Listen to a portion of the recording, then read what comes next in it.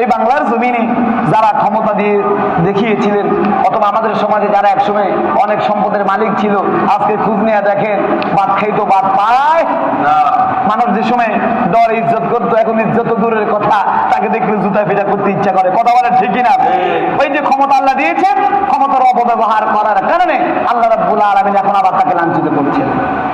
আল্লাহ রাব্বুল আলামিন বলেন, ইয়াউমা লা তামলিকু নাফসুন লিনাফসিন শাইআ ওয়াল আমরু ইয়াউমাইযিন লিল্লাহ। ওরে বান্দা, দুনিয়ার যত ক্ষমতা, দুনিয়ার যত তাকাব্বুরি, হাসরের ময়দানে আমি আল্লাহর হুকুম ছাড়া একটা কদমও নড়তে পারবে না। আল্লাহু আকবার। ইয়াউমা লা তামলিকু নাফসিন, তোমার কোনো ক্ষমতা, তোমার কোনো সম্পদ, তোমার কোনো অট্টালিকা কোনো কাজে আসবে না। ইয়াউমা লা তামলিকু নাফসুন লিনাফসিন শাইআ ওয়াল আমরু ইয়াউমাইযিন লিল্লাহ। সেই দিন একমাত্র রাজত্ব থাকবে, ক্ষমতা থাকবে একমাত্র আমি আল্লাহর। সুবহানাল্লাহ। এই দুনিয়ার ক্ষমতা কোন কাজে আসবে না, দুনিয়ার সম্পদ কোন কাজে আসবে না। যেখানে আপনার সম্পদ, আপনার বাড়ি গাড়ি কোন কাজে আসবে না, সেখানে আপনি বড় অসহায় হয়ে যাবেন। আপনার শুধু কাজে আসবে আপনার নেক আমল। ও ভাই, আল্লাহর বান্দা, আমার মুমিন মুসলমান ভাইগণ, ক্ষমতার অপব্যবহার করা যাবে না। সম্পদ আল্লাহ দিয়েছেন, আবার সম্পদ নিতে আল্লাহ দেরি করবেন না। কথা বলেন ঠিক কিনা?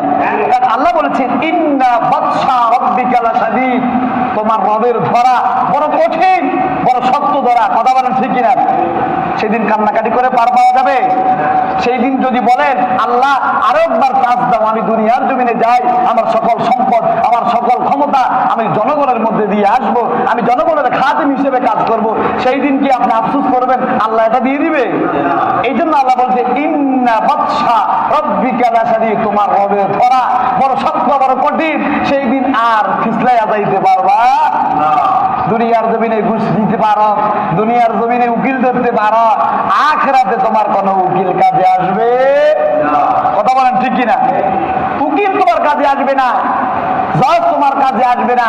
কারণ ওই দিন জজ থাকবেন সকল বিচারকের বিচারক, আলাইসাল্লাহু বিআহকামিল হাকিমিন, তিনি হলেন আল্লাহ। সুবহানাল্লাহ।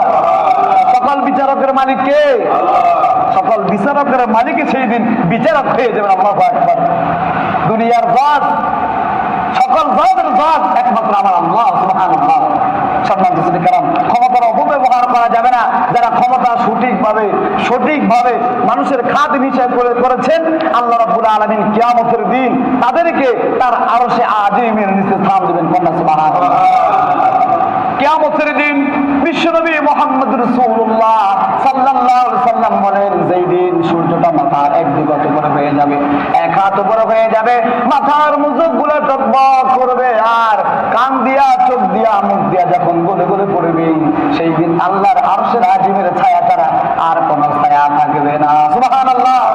সেই দিন ন্যায়পরায়ণ ব্যক্তি যারা ছিল, যাদেরকে দুনিয়ার মধ্যে আল্লাহ মেম্বার, চেয়ারম্যান, এমপি, মন্ত্রী, মিনিস্টার, এসআই থেকে শুরু করে কমিশনার, যত রকম পদবি যারা ছিলেন, তারা যদি মানুষদের খাদিম হিসেবে কাজ করে থাকে, মানুষের কল্যাণ যদি কাজ করে থাকে, তাদেরকে আল্লাহ সেই দিন তার আরশে আজিমের নিচে স্থান দিবে। কন্যা সুবহানাল্লাহ। এরকম আছে আমাদের সমাজে? সমাজের সর্দার বানাইলাম, নামাজ পড়ে না। কথা বলেন ঠিক কিনা? মসজিদের সভাপতি বানাইলাম, মসজিদের কোনো খবর রাখে না। মসজিদের সেক্রেটারি বানাইলাম, মসজিদের কিনারায় আসে আছে না? এরকম আছে না? হায় রে কোন কপাল! আপনি মনে করেছেন আপনি সেক্রেটারি, আপনি ক্যাশিয়ার, আপনার দক্ষতা হয়েছেন, সততা হয়েছেন না। আল্লাহ বলেন, এই ক্ষমতাটা, এই ক্যাশিয়ার দায়িত্বটা আমি আল্লাহর থেকে ফয়সালা করলাম। সুবহানাল্লাহ। কিন্তু আমি ক্যাশিয়ার দায়িত্ব পাইয়া মসজিদের কিনারায় আসেন না, নামাজ পড়েন না। আপনি সেক্রেটারি দায়িত্ব পাইলেন, আপনি সভাপতির দায়িত্ব পাইলেন, মসজিদে 3 মাস 6 মাস একদিনও মসজিদে নামাজ পড়েন না, মসজিদের খোঁজ খবর নেন না। এই খবরটা আপনাকে কে দিয়েছে? কথা বলেন। এই অধিকারটা আপনার আছে? আপনার তো বোঝার দরকার ছিল, সমাজের মধ্যে আমাকে সবাই মিলে নেতৃত্ব দিয়ে আমাকে সভাপতি বানিয়েছেন। আমার সততা দেখে, আমার সত্যতা দেখে, আমার প্রখর জ্ঞান দেখে আমাকে মসজিদের একটা প্রহরী বানালেন। কিন্তু প্রহরী বানালেন মুখে মুখে, কাজে আমি নাই। কথা বলেন ঠিক কিনা? সকল ক্ষমতা মালিক একমাত্র আপনি চিন্তা করবেন না অচিরে আপনি ক্ষমতা হারিয়ে ফেলবেন।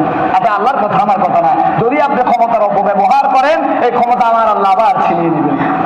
এই ক্ষমতা কে ছিনিয়ে নিবেন? ছিনিয়ে নেওয়া মানে আপনাকে অপমানিত করা। কথা বলেন ঠিক কিনা? তা আল্লাহ রাব্বুল আলামিন আমাদেরকে বুঝার, মানার, আমল করার তৌফিক দান করে সকল